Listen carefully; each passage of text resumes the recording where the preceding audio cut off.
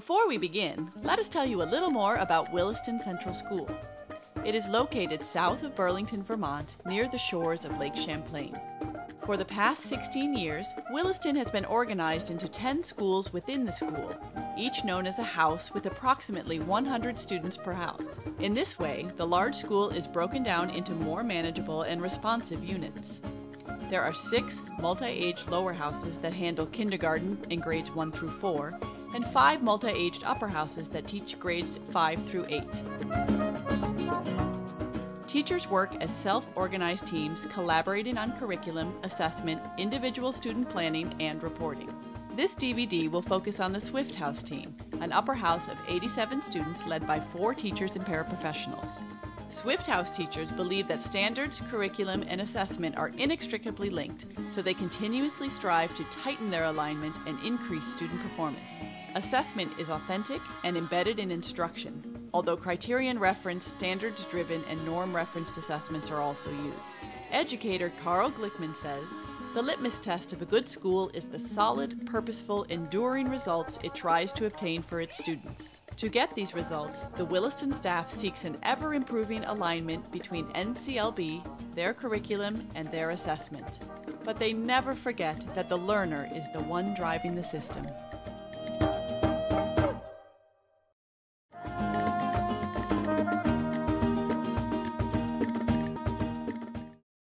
The school made a move as we expanded to 1,400 students to make the school small enough so in a large community we could still have a personal contact with students.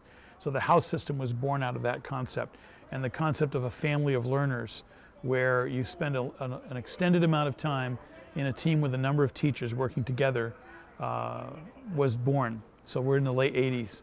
And one of the ways that we determined was best to deal with that was project-based learning, where we could embed both the learning experience and the assessment in the same process and bring students into that as the center focus. So our goal was to look at the needs of kids and look at their abilities and look at their learning styles, and then develop the curriculum around that so that that was pushing them through the curriculum, not the curriculum driving the student. Another philosophy that drove our teaching in those early years was that time was the variable and learning was the constant. We knew that kids would be ready for learnings at different times, and our job was to always have readiness involved and know where the kids were coming from, but not push them artificially through goals. Over the years, in the first 3 or 4 years, we were sort of on our own out there in terms of doing this, and initially out of our district and then later the Vermont State framework of standards became a guiding light for us in terms of organizing what the kids were learning and how they were learning it. Personal learning plans that incorporated those goals were developed and are developed for each student with the input of the child and the parents, and then what we know about the child as teachers. And those carry through the child's career of the 4 years, 5th through 8th grade with Swift House, updated each semester as the child grows and accomplishes a goal, and then we move to the next level. And there it is. So we need one that respects and helps others and meets deadlines regularly as well. So let's go looking for, this is the goal for relationships. Respect. This is Gary and Zoe, and they're meeting in their individual conference that Gary has with Zoe each week. She's recently had a parent conference with him where her personal plan was reviewed by her parents, and they've identified goals that need to be shifted or refocused to help her be more efficient in the next quarter. We have a piece of software that we've developed using a Microsoft Access database that allows us to create a menu of different goals for students. It's keyed to the Vermont framework, so that's the overall outline. But we have put in our own goals, again, based on what we see students' needs. So each of those goals is based on a student need, so it's a menu, again, not a prescription. And because Zoe has certain needs about the way she approaches tasks, the goals that we chose for her, or being chose for her in what you saw, were specific to that as opposed to academic needs. The greatest goal we have for any kid is for them to be lifelong learners and for them to understand themselves well as a learner, so that when they move into a new environment like the 9th grade at the high school or college or the work world, those skills of resiliency, problem solving, critical thinking, and basic communication and mathematics skills can be accessed by them in a way that best meets their needs. I think that the project-based learning is great because it's individual, so they're focusing on your learning and just your learning. So instead of just everything else that's the whole entire class, how well they did or anything, it's specifically you, and that helps you for the rest of your life. And this, because right in these grades, this is going to set you up for the rest of your life. So you have to have a good experience, and it has to be focused on you. I think that the project-based learning is also good, kind of like what Kirsten says. It helps you prepare for when you're older, and and it helps you learn skills that you'll need when you're working or when you go to college. In the late 90s, we completely realigned our program so that the standards-based education that was being promulgated across the country would allow us to continue our project-based learning. But now we had a fairly cohesive structure in which to plug those projects. And kids could choose topics, and they could choose standards from the topic areas that would drive their personal assessment.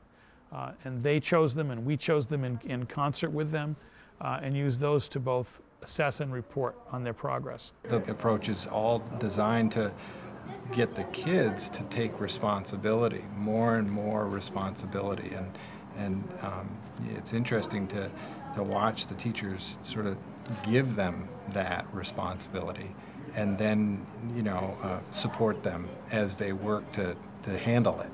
And I think that it helps the kids to sort of not just sort of take a little piece and then say, okay, this is what I got to do today, so I'm going to go do that. But it makes them responsible for the whole thing, the whole project, the whole concept, and they get that. And I see her coming home and working hard every night to work on these projects and to finish them to a standard, to a way that, a degree that she's comfortable and feels good about, because she knows kind of what is expected and what she can do, and she works real hard at that. They know when they walk in that they've got something that they were given last week that they're working on, and they need to get it from here to here to here to here in the time frame that they're going to be given. Every individual creates meaning in a different way. So every student, every adult, but particularly students with brain wiring developing, are going to bring a different way of looking at the world and a different way of attaching new knowledge to the meaning that they already have. We have to celebrate that and take that into account when we teach or when we introduce information. We can't use a cookie cutter approach to deliver information. At the same time, if the concept behind learning was just to move you from point A to point B in a linear fashion and everybody's got to go through the same thing, that might look like learning because when the test is given, you might know it for the test. But very shortly after the test was done, it's gone. What we're concerned with is learning that's lifelong, that'll then provide a foundation for the next level of learning. It isn't going to go away because you got a 90 on the test and now you can forget about that and go on to the next thing. I've heard a criticism that, well, how can you be sure they're learning anything when you do it this way?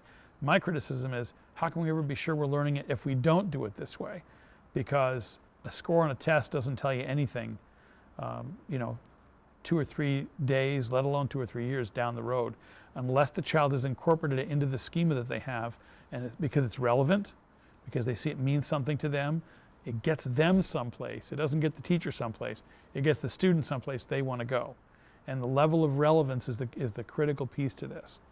Given that the best way to learn is by individualizing and to allow the students to create their own meaning from the world around them, project-based, that's hands-on, that's centered in the student, that's driven by the student's interest and engagement, we found is a center focus of our work to be the best way to guarantee that learning to occur.